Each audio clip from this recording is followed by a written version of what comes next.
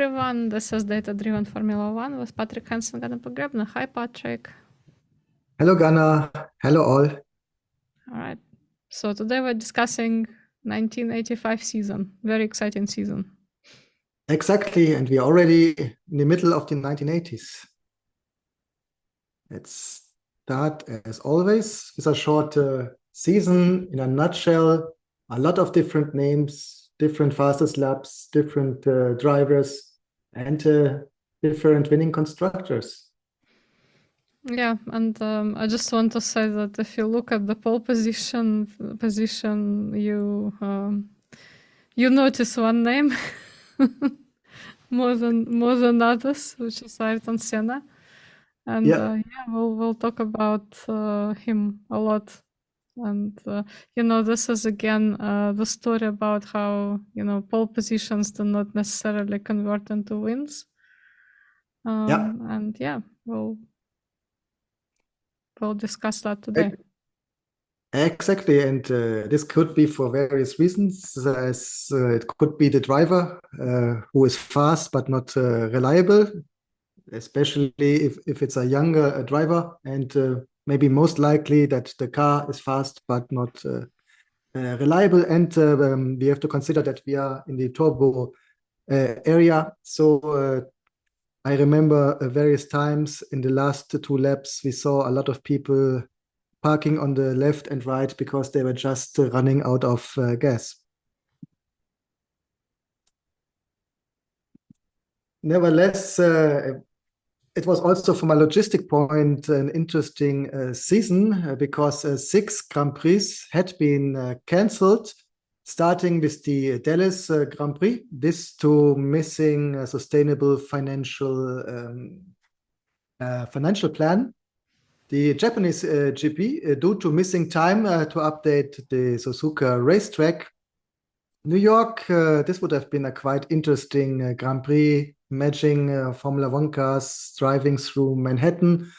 Same problem as Dallas, no real financial plan. The Hungarian Grand Prix, and we are still in the middle of the Cold War. I mean, we had the Iron Curtain. Hungary had been the first country a little bit open up to the West, the first one to have a Formula One Grand Prix. Not working out in 1985, but then already next year we will see the first Grand Prix in Hungary. The Spanish Grand Prix, again with organizational problems. If you are listening to or seeing this podcast since the 1950s, you remember we had various issues in the Spanish Grand Prix, and maybe the most sad reason, the Mexican Grand Prix, due to the earthquake. It was really a very heavy earthquake, magnitude 8.0, and approximately 500 dead people in the city of Mexico. And on the right, for example, you see some of the collapsed building. Even today, in some very few areas of the city, you can see the results of the earthquakes, even if the city was completely renewed since then. But if you look around in some very, very, very few spots, you can still see a damaged building. So that is the reason why we don't have the Mexican Grand Prix this year on the calendar. And besides this, yes, sorry. Yeah, I just wanted to say that if we look at the American Grand Prix, I think the reasons, of course, like the sponsorships are not there, but I guess the sponsorships are not there because even now in Europe, Formula One is a lot more popular than in the US because the US has other things. Like I remember when I lived in New York, it was always a problem to find a pub or a bar with with TV that would show Formula One. Yeah, so yeah, I think it's primarily that problem that it just doesn't have enough following in the US.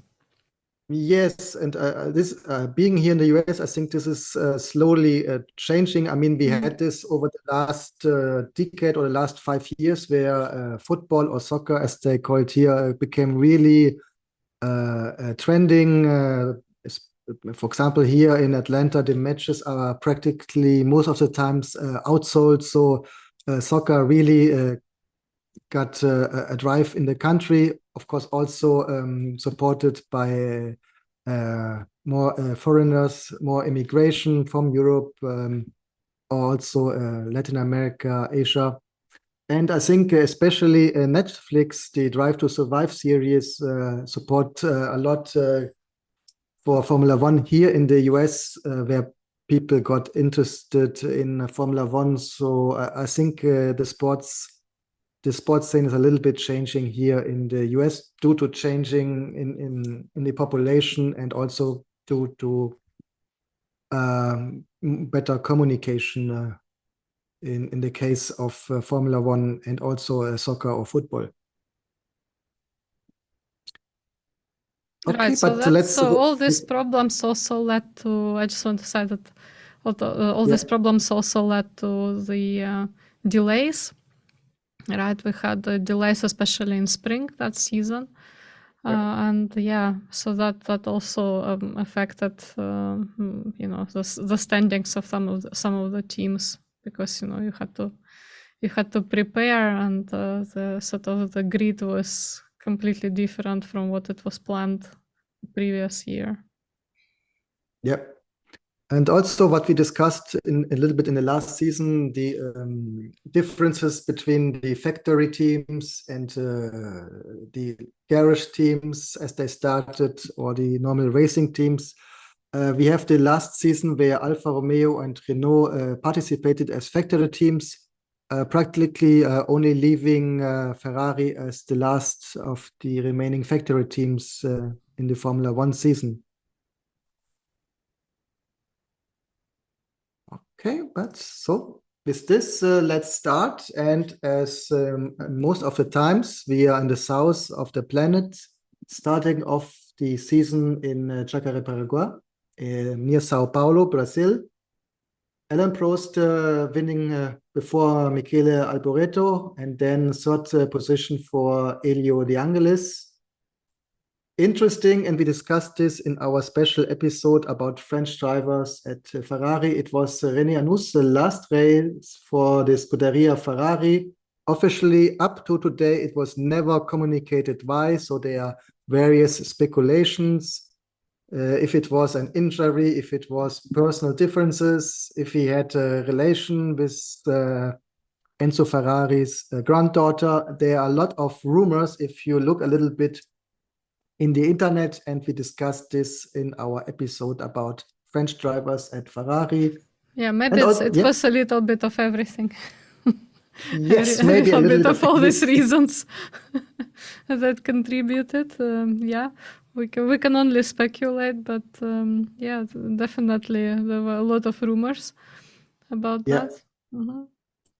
Exactly, and two new teams, very small teams, but teams with up to today have many fans. The German Zakspeed team and the Italian Minardi team. Zakspeed is interesting because similar to Ferrari, it's the only team besides Renault and Alfa Romeo still in 85 who have their own engine, so they completely manufactured the car themselves. They're not bought the Ford Cosworth as in the past, or getting an engine from one of the big manufacturers.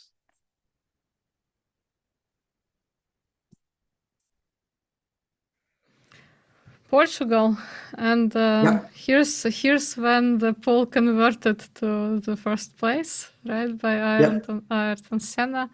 And yeah, we I think we probably need not one, maybe two specials about Ayrton Senna, because there is not only the personality itself, but also the analytics and everything else that follows with that name. So for now, Yeah. we'll just kind of omit that and sort of just discuss the season. Yeah, we had also Michele Alboreto in the second place and Patrick Tambay in the third place. But yeah, I mean, if you look at the if you look at the grid that we showed you at the beginning, you would see that Ayrton Senna was on pole positions a lot, and this was his not only his pole position that was converted into win, but also his first pole position in Formula One. So and victory, in fact. Yeah. Exactly. And just to finalize, we see the first point, the sixth position for German driver Stefan Bellof, who back at that time was considered as one of the biggest talents in motorsports and in Formula One. But also tragically, it was his last year as he had a deadly accident in the Group C supercars, as he had an accident with Jackie X, and which was fatal for him.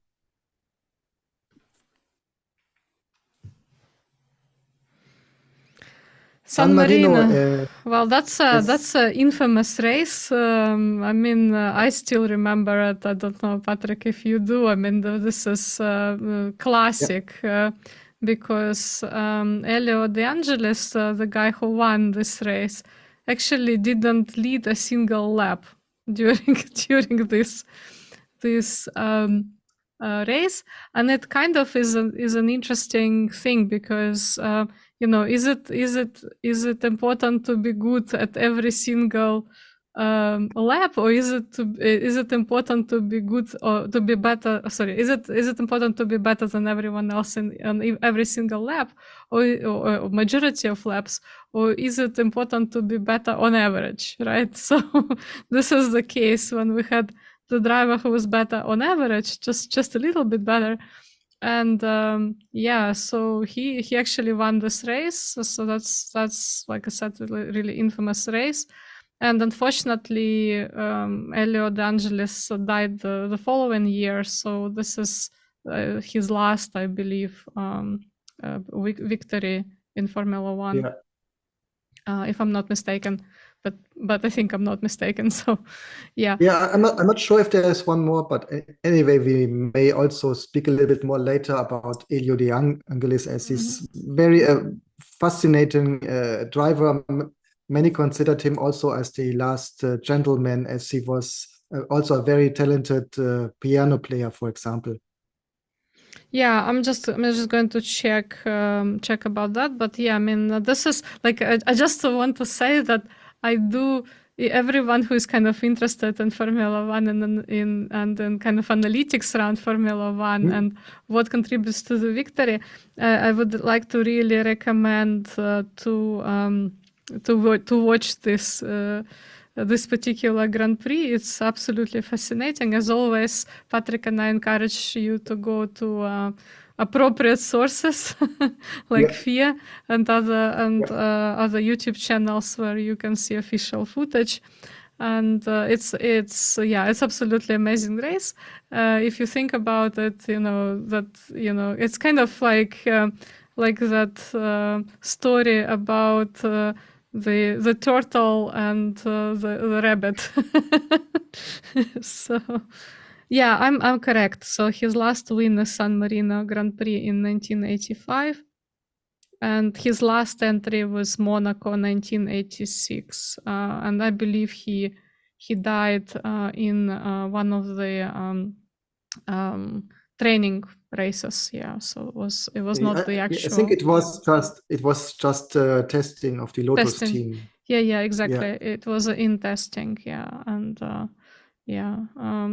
a brilliant driver. We actually need to discuss him separately. Yeah, but I do recommend watching this race. You will not regret it. Yeah, so speaking about apropos sources, I know that the Formula One abo, which There you can see the live races. They also include a big collection of classic races, so maybe you find it there. Yep. Okay, then just to finalize the second position for Belgian Thierry Boutsen and Patrick Tambay on the third position. And we stay in Europe, Monaco, Monte Carlo, so another of the dwarf states in Europe, San Marino going to Monte Carlo. Victory for French Alain Prost. Again, a very positive result for Michele Alboreto and third Elio De Angelis.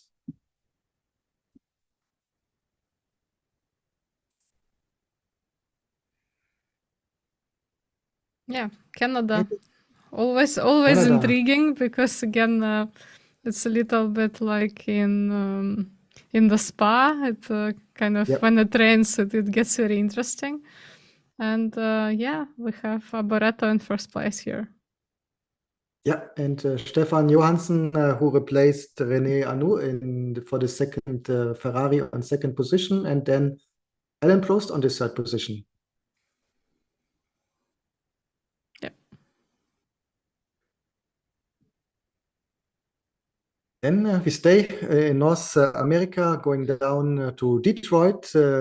So at least one of the US cities managed to get some financing. Victory for Keke Rosberg, then Stefan Johansson and Michele Alboreto. And Stefan Belloff reached the last points for the Cosworth engine. Last points because Tyrrell that year was the last team using a non-turbo engine, the Force Cosworth, because Ken Tyrrell was very skeptical against turbo engines in general. But nevertheless, even he had to admit that there was no purpose to continue this Cosworth competing against the turbo engine at that time in Formula One. So then also Tyrrell switched to the Renault turbo engine. Yeah, I just also want to say that this is a very interesting race because it was the slowest and probably the toughest race of the year. Because if you guys haven't been to Detroit, you should go. And this circuit was extremely angular. It's like Monaco, like on steroids. And, it really is very, very angular. And it's very difficult to navigate. And yeah, it was a very tough race between Rosberg and the two Ferraris, Johansson and Alboreto. And Rosberg really pushed very, very hard towards the end and won this race. Again, I encourage you all to have a look at that. Again, this is like an example of a hard finish. And it's like we don't see Detroit very often, especially in Formula One. So this is a great opportunity to see how angular can this game get, because it is tough. It is tough, that circuit. Yeah. Agreed. And back to the old continent, France and Paul Ricard. Another victory, this time for Nelson Piquet, well, the first one in that year. Then Keke Rosberg and again Alain Prost. Yeah, I think again this is a cool race because if you remember the basically what happened was Lotus failed to drop oil and rear tires, and luckily Ayrton Senna wasn't injured. And actually, when we will talk about Ayrton Senna, this is a very significant event because Ayrton Senna, until very late in his career in Formula One, thought that nothing could happen to him in a car. And this event actually contributed to that because he had a very, it was a very dangerous situation. So, yeah. Again, very interesting race. I mean, and generally, the season is quite cool because you can you can see stuff that you wouldn't see like normally in a like standard normal race, not normal season where you have races that are very predictable. So it's really really interesting. And also, if I remember correctly, in the qualifying, the Braham BMW was reached like a record. It was like over 330 kilometers per hour. I think it was like 338. Maybe I'm getting the number a little bit wrong. So it was very close to 340 kilometers per hour. And yeah, so it was very, very cool. Again. So again, very notable race that year in France. Yep. Mm-hmm. Let's switch over to the UK. UK, yeah. Yeah, I really like Silverstone, and going there is always cool. But yeah, it probably was even cooler back in 1985 when you could get closer to the cars. Yeah. Yeah, and I mean, if you just see this the photo, you see different colors, and also Formula One cars still looked a little bit more different than different to each other than they look today. And we will see this when we have from each car the photos. So the Brabham looked very different than the Williams or the Lotus. Not only the colors, but also the designs. Yeah, again, here, again, very notable race. So we will talk a lot about Prost versus Senna, this sort of duo. But this race, again, I remember it very, very, very vividly. So what happened was Prost basically dropped back from Senna to save fuel. But then basically, he kind of pressed on Senna, and Senna turned the Renault's engine turbo boost up, and basically he ran out of fuel as a result and retired from that race. So again, this is this is one of those things when you it's strategically very important to remain calm in these situations when you have a competitor who is thinking, how can I get this guy who is really fast out of my way, and then he's using the strategic thing, right? So he basically forced Senna to make this pretty basic mistake when he ran out of fuel and couldn't basically continue the race. Yeah. Yep. Good point. And with this, we're coming to Germany and to the Nürburgring again, the first time since 1976. But to be honest, this is a complete different Nürburgring. It's not the 22 kilometer, including the famous Nordschleife, but it's a very small modern Formula One track now, only 4.5 kilometers. And this for various reasons. First of all, safety, but also to support the TV viewers and the spectators at the track, because in a 22 course, you only see them maybe every 10 minutes. So it's great atmosphere, but a little bit boring. So complete new racetrack at the Nürburgring. Victory for Michele Alboreto, Alain Prost, and then Jacques Laffite. Interesting story. We have here the first and the last time pole position for Italian driver Teo Fabi. And also we have the first time that onboard cameras are used, as they are now common.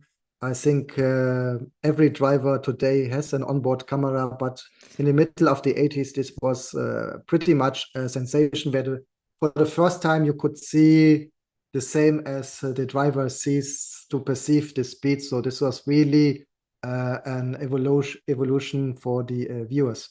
Yeah, I just also want to say about that, on that point on onboard cameras, that it was Francois Hesnaut, who had this onboard camera on a Renault car. And that Renault car was the third car for Renault. So it entered the race, and it was not eligible for points, for championship points.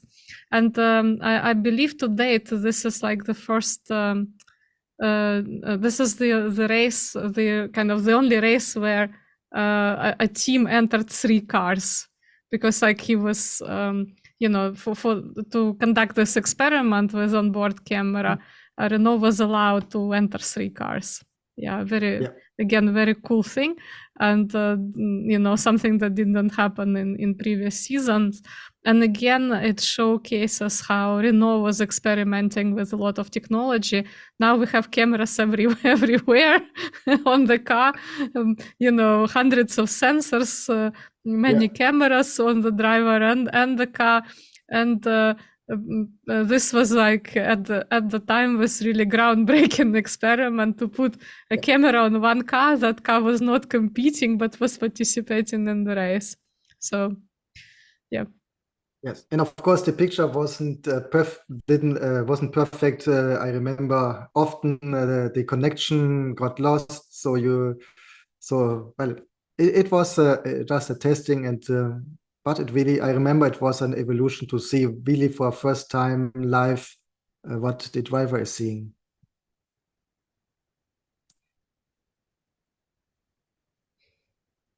Yeah, so again, a very interesting race in Austria.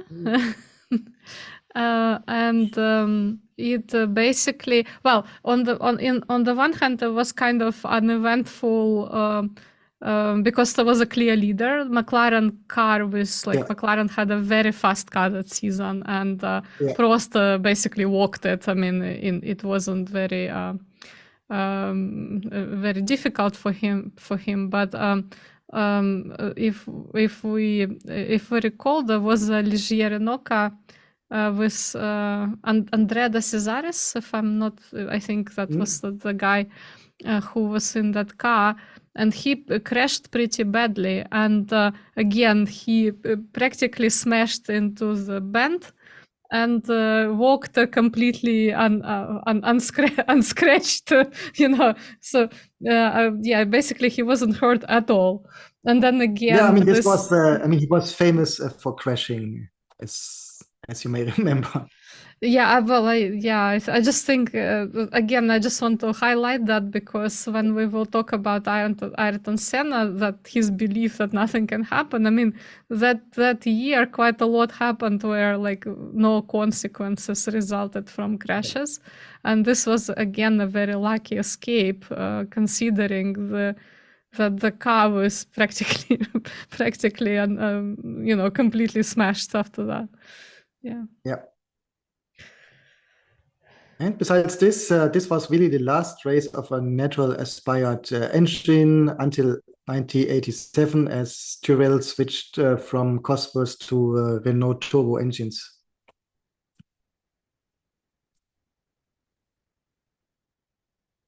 Oh, I love this race as well. I mean, there are a lot of my favorite races this year, because this is the race where Niki Lauda won by, it was like a horse race. It was like by half a car, something. Yeah.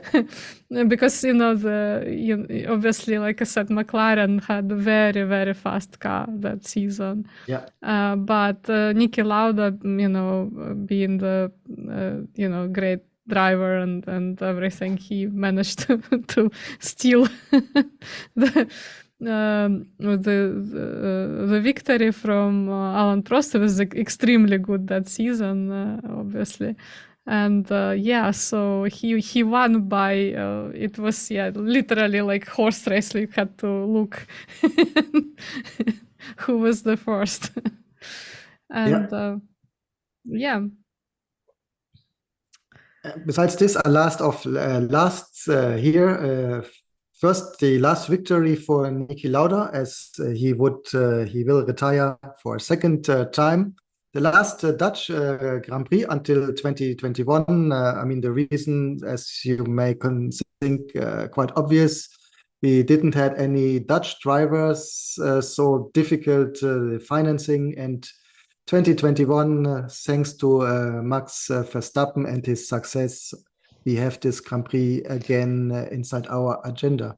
Yeah, they just basically went bankrupt, and yeah, they had to sell the space to the developers, which again, it's like you said, Patrick, it's the drivers, but also the following, right? And then the sponsorships.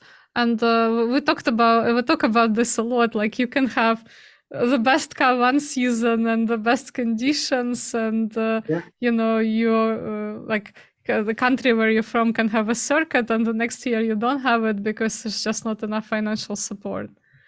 Yeah. Exactly, and today also it depends on the general strategy, which have been going a little bit more to the east, going away from the traditional European races. Mm-hmm.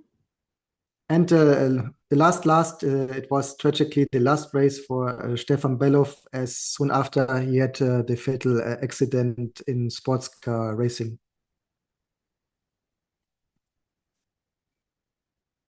Again, a very cool race in Belgium. Oh, sorry. Yeah, this would be Belgium. We are in still. No, sorry. We're still. Yeah, we're in Belgium. Yeah.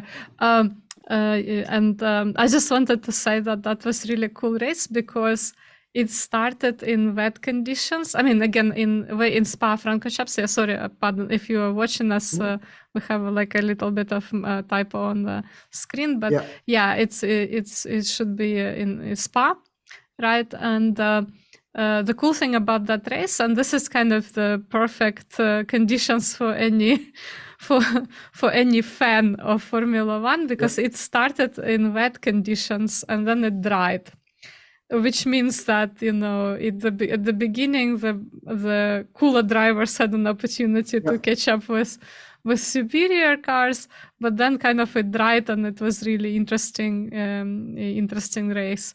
Another thing that happened there, if I remember it correctly, was that Niki Lauda, remember he had in practice, he injured his wrist, so he wasn't competing, I believe. So he didn't actually, he competed in this one. He didn't compete in European GP. He missed that one. And and basically it was, Senna was, absolutely amazing here. He led the majority of the race, but then we basically lost at the last last minute. And again, this is a story of how you can be leading the entire race, but it doesn't mean anything unless you come to the finish first. Right? Yep. And then we go to Italy. Again, Alain Prost, Nelson Piquet, Ayrton Senna, so no Ferrari at the home Grand Prix. Interesting side note, we see the debut of the Haas Lola team, so a team which has been already in Formula One in the 1980s, and then later in the 2020s returned, and we have them still on the track. Yeah, I mean, we probably also need to mention that this race was supposed to be in Rome. And there were really magnificent plans how we're gonna, have race in Rome, but actually it wasn't. And instead it was it was in Brands Hatch. Sorry, again, I'm getting ahead of myself. We're in Italy, right? We're in Monza. Yeah, we are still in Italy. Oh yeah. Sorry. Yeah, I'm already thinking about the European. Yeah. Sorry. Yeah, I'm just gonna talk about that when we get to Europe.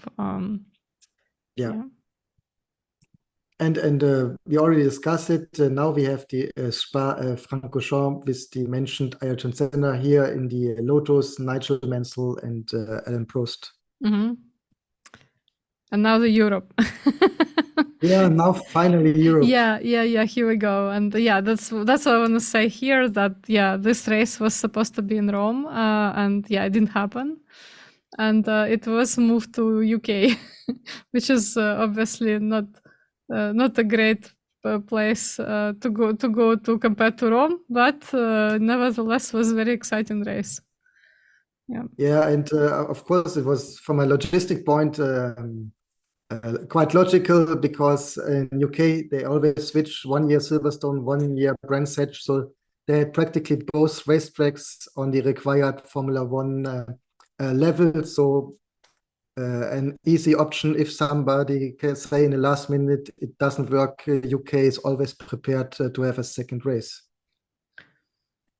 Yeah, so I mean, Ayrton Senna again was very drove really well, and got ahead of Nelson Piquet and Nigel Mansell.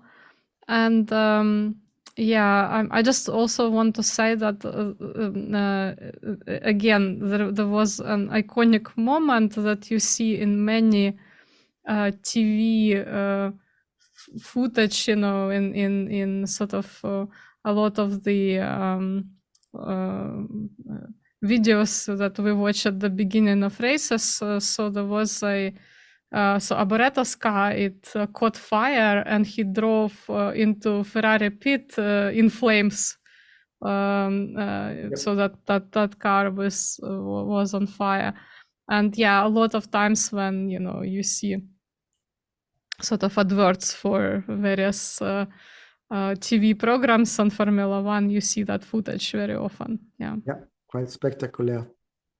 Well, luckily, Alboreto was fine, so no one got hurt as a result. Yeah.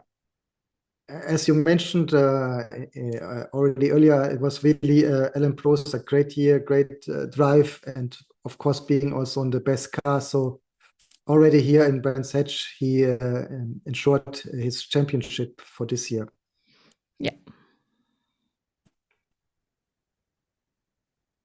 With this, we are going to South Africa and Kyalami. A lot of discussions around this race, because 1980s, you remember, we still had apartheid in South Africa, and more and more the international community isolated the country because of this, and also this had, of course, influence on Formula One. For example, to protest against apartheid, Ligier and Renault both boycotted the race.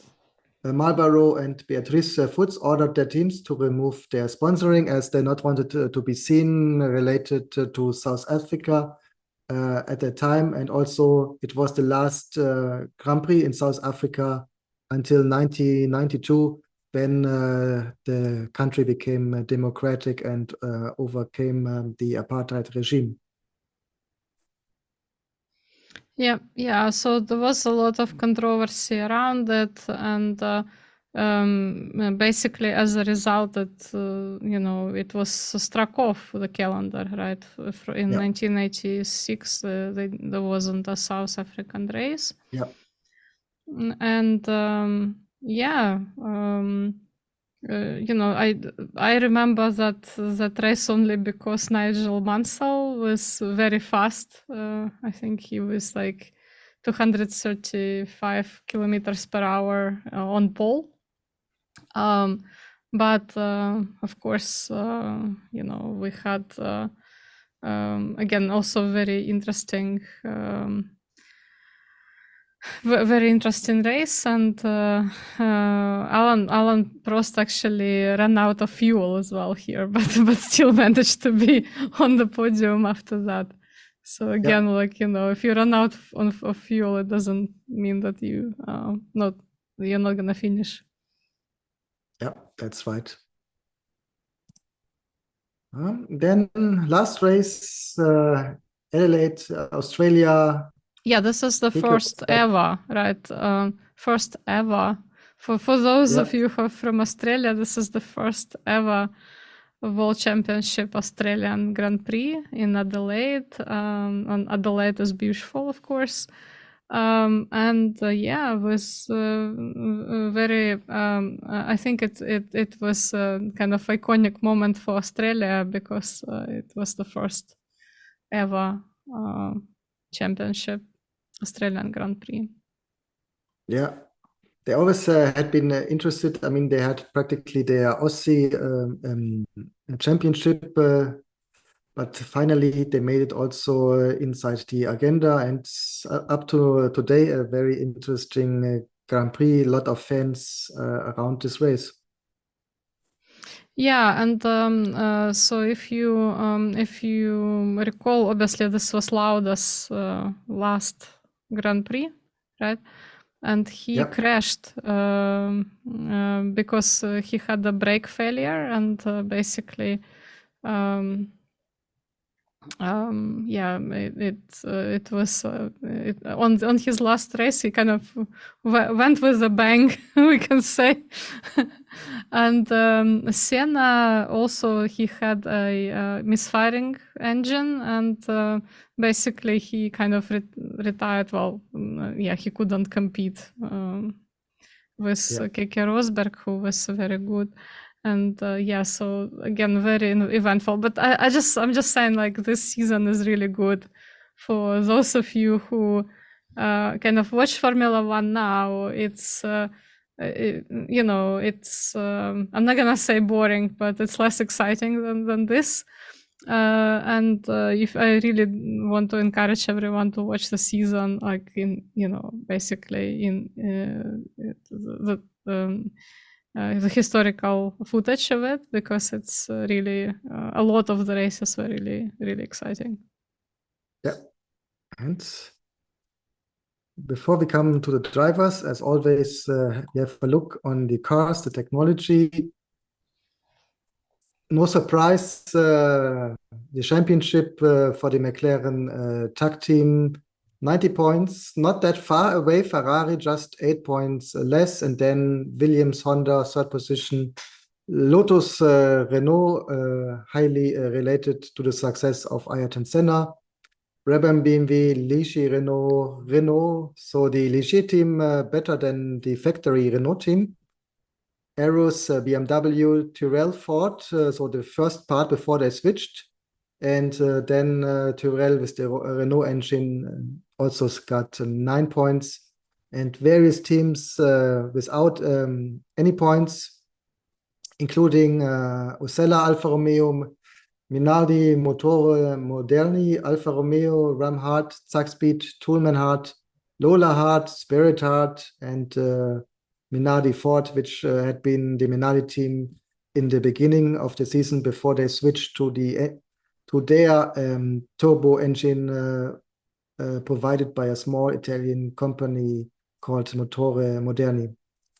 Yeah, I just want to say that it's always really interesting, and you know, the season gets really heated and exciting when we have constructors so close together, because we have you know, very little difference between McLaren, Ferrari, Williams, Honda, and Lotus, Renault, and at the same time these are completely different teams. You will see now the makes if you are watching us on YouTube or Spotify, and you will see how different these makes are. And it's always exciting to see when, you know, you have engineering teams matching up to each other, and really the competition is very tight. Yep. So let's have a view on the cars. As always, we start with the winning constructor, the McLaren MP4 2B, so the second evolution of last year's cars. And I mean, it looks like a classic mid-80s turbo car, very simple design. So I think the beauty is the simplicity, nothing what is not needed. Everything looks as working perfect together. Classic Marlboro livery. So really a beautiful car. Besides Yeah, being and a very fast, reliable. very fast car, and we saw how, you know, it helped. It really helped Alain Prost. Yeah. to win the championship. Yeah. And to have a short mentioning, TAC, the engine provider since 1984. A little bit background story here. This is a Porsche engine. Ron Dennis from McLaren contacted Porsche to develop a turbocharged engine. Porsche, not only a manufacturer, but also an engineering company. But at that time, they say we can do the job, but we are not really interested in Formula One. So if you want us to do this, you have to pay this. And McLaren wanted to have a Porsche engine, and they looked somebody to finance it, found it in Akram Frese, who had a holding company, TAC, also known from watches. They financed it, and as they paid, they labeled the engine TAC. So officially, it was not a Porsche engine, but TAC engine. If you see us here on YouTube, you see the big TAC Turbo logo, but also smaller Porsche one, who is the company who really developed and maintained this engine.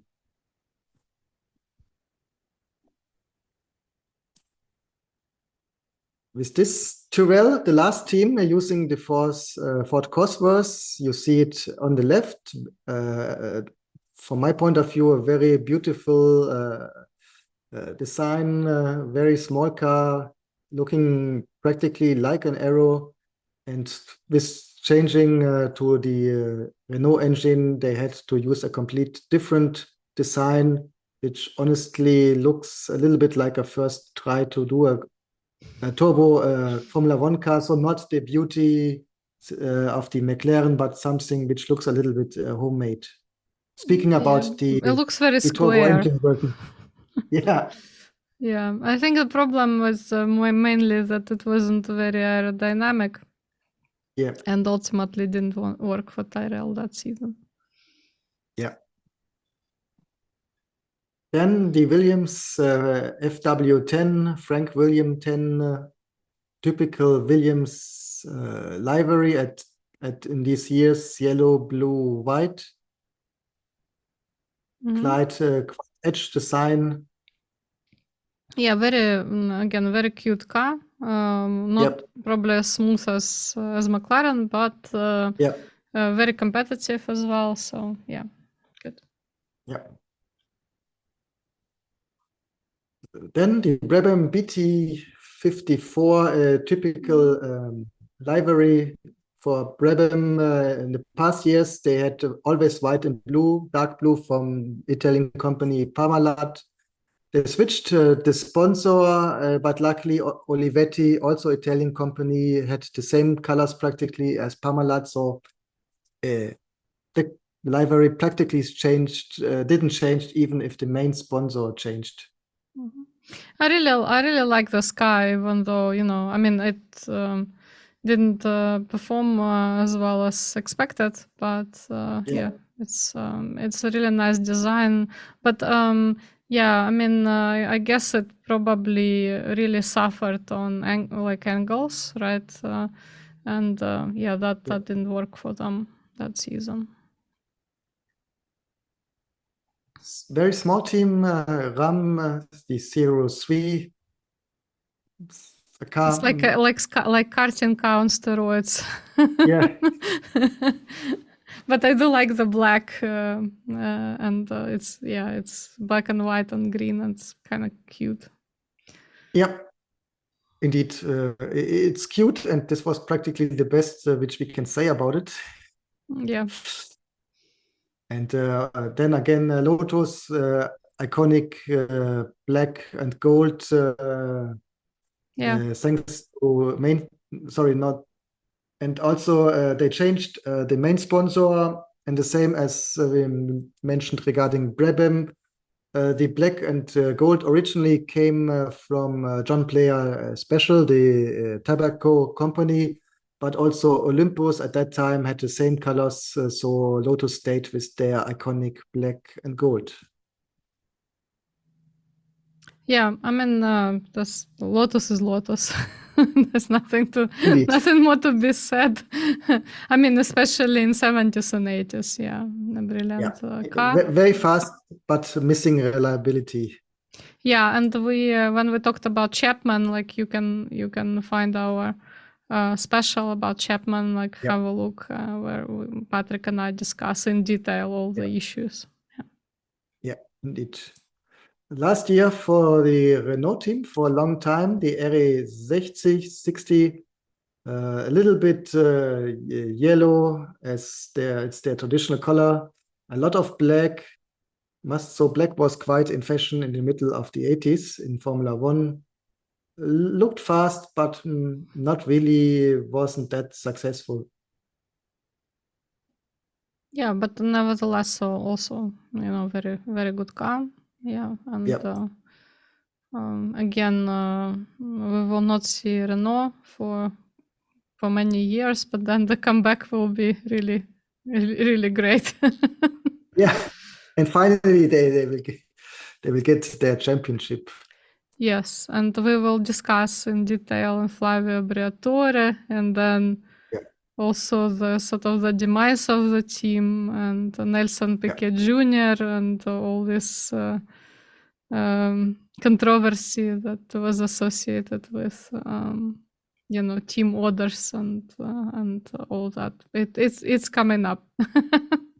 Exactly. And spoiler this maybe already in the next episode where we speak about Felipe Massa. So not directly Renault, but we will discuss this scandal there too. Yes, exactly. So Flavio Briatore Um, also will be a character, I guess, for our special. exactly. I'm completely sure about that. Then next And car, you will probably not see many cars in that episode, but a lot of models and Flavio Briatore, a lot of Flavio Briatore. right. Yeah, arrows. If we get the license, you will see a lot of models, right? Yeah, that's correct. All right, Yeah, so so arrows.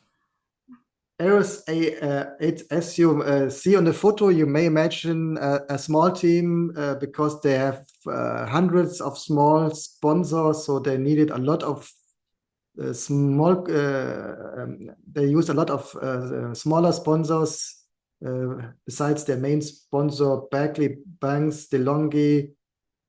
For this, the design looks a little bit as I don't know, as a car with hundreds of stickers, which you see something on the street. So not really a clear design from my point of view.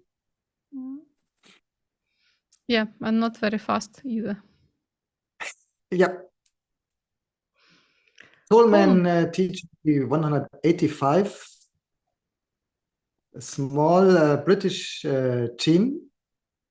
And you see their main sponsor, United Colors of Benetton. So this car was practically the predecessor. The team was bought later by Benetton and became the very famous Benetton team.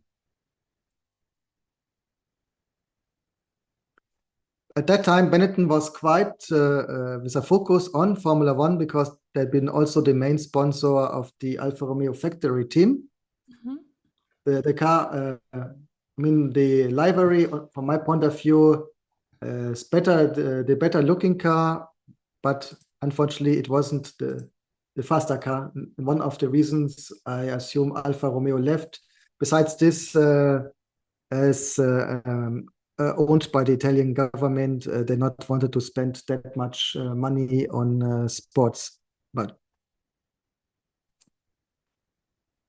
and with this, we come to the other Italian team, the Ferrari 156. We saw second position in the manufacturing championship, so quite successful year for Michele Alboreto and Stefan Johansson. Yeah, and I just want to emphasize here that if you're watching us on YouTube, on Spotify, how different. I mean, this is also very fast, very cool car, and how Yeah. different it is if we compare it to McLaren.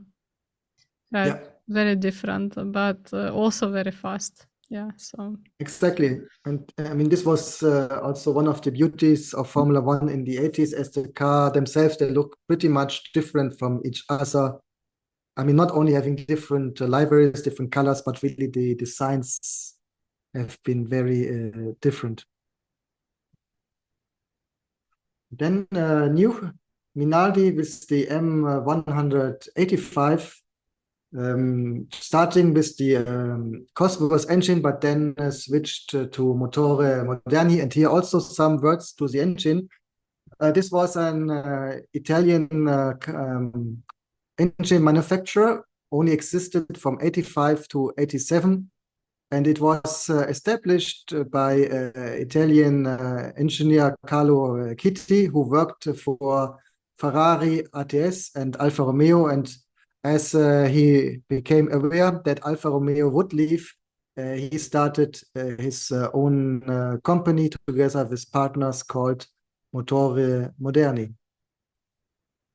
yeah, and we have a special where we discuss sponsorships, Italian sponsorships, and we do talk about Minardi team there as well. Yes.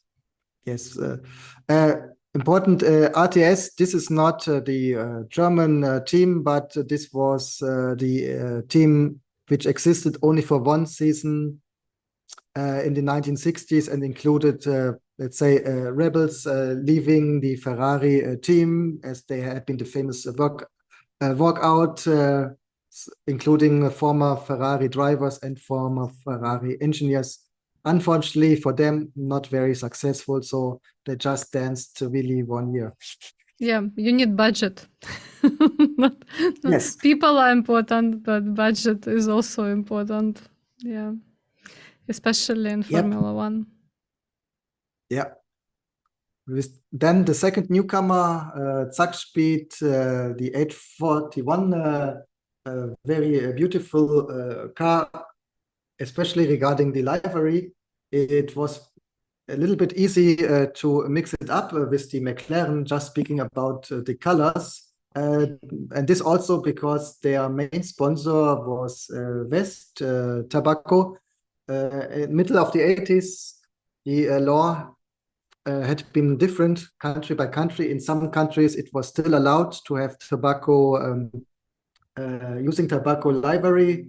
And in some other countries, it started that you're not allowed to put in the brand. So they had to camouflage it a little bit. I mean, you could assume that it does mean West. Later on, maybe the next year, they did something quite clever. They changed West to East. Also interesting because of the strategy, because of the opening of the Iron Current. A lot of the tobacco from the West went to the Eastern countries where people smoked a little bit more than in the West. So a quite interesting strategy. And West was practically a Me Too product. Me Too in the 80s means it was a copy of a well-known brand. So practically the West cigarettes, you may say, had been a copy in the image design of the Marlboro cigarettes. So the cars looked very similar to McLaren from their colors. But on the track, they have been pretty much apart. Zack Speed at the end, McLaren right on the top. And here we see the Lola has been used by the Haas team. Due to regulations, the name of the car has to be the manufacturer. So if you buy a car from Lola, you cannot name it Haas, but it was you have to name it Lola, and this is the reason why you see here the Lola THL1 and not the Haas THL1. But this is really now the last of the cars, and we finally speak about the people.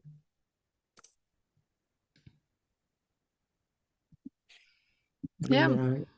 I mean, familiar faces from previous seasons. Yeah. Alain Prost, Michele Alboreto, and Keke Rosberg. quite iconic drivers. Two champions, Keke Rosberg, Alain Prost, and also Michele Alboreto, always quite near, but honestly, it's not only the driver, but also the car. So you have to be the fastest driver, but also you have to be in the fastest car. So quite easy season, I think, for Alain Prost winning this championship.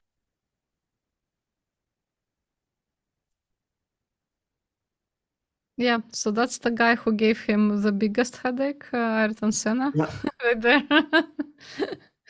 And Elio De Angelis and Nigel Mansell. The picture indeed. of Nigel Mansell is from later years, but at the time Yeah, he wasn't 22. he was 22 at the time of the season, but obviously Yeah. not on the picture if you're watching us Yeah. on YouTube or Spotify. Yeah. A little bit untypical for Lotus, as often there had been practically one driver team. They had a second driver, but there have been a larger gap. Elio De Angelis was really a talented driver, so he was not that far away from Ayrton Senna. And that's why we have on the fourth and fifth position the two Lotus drivers together.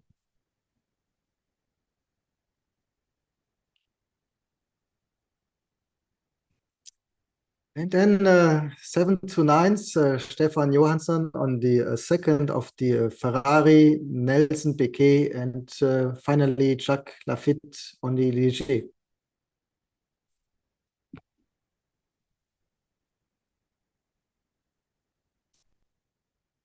So we discussed a lot today about behavior, but I guess notable characters would be difficult to pick, but I will probably go with Alain Prost and Ayrton Senna. And notable wins. We'll probably go with De Angelis win that season. That, like I said, was pretty extraordinary. There were quite a few notable accidents, like I said, but I will pick Niki Lauda's sort of, last race, where he basically couldn't finish it. And notable strategies. Well, that's an interesting one. I don't know who would be the winner or in that category for that year with the best strategy. On the one hand, it has to be McLaren because they won, but there were a lot of interesting strategic moves that season, and a lot of controversy and budget problems. So the teams had to navigate that space pretty carefully. Yeah. Yeah, I think you have good points here. So speaking about the legacy of 1985, as we discussed, very interesting season. A lot of changes. I mean, a lot of different winners, different teams. Also, we have as a legacy the first year where we have the onboard cameras. It's the first year where we had all turbo field at the end. So really, turbos now completely replace the natural inspired engines, which so we'll have this for the next few years.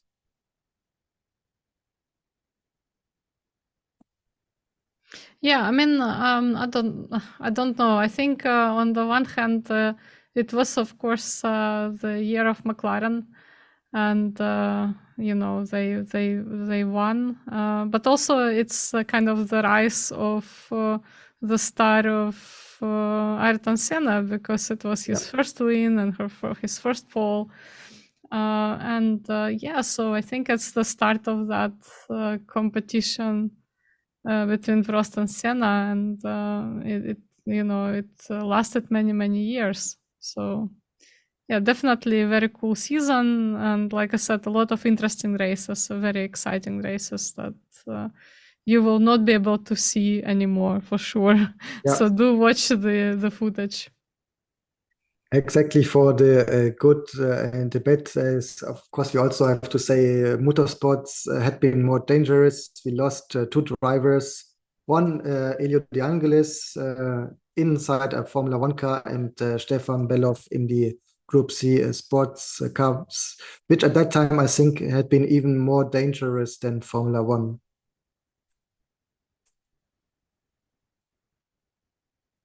Okay, that's all for today.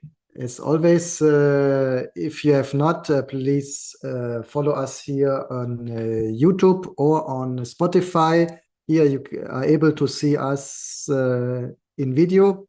If you only want to listen to us, we are practically on all platforms. So if you are in the car, in the train, wherever, and just can listen to us, you have this as a alternative option, even though we always would recommend to see the videos, as we try to share the images from races, drivers, and the cars.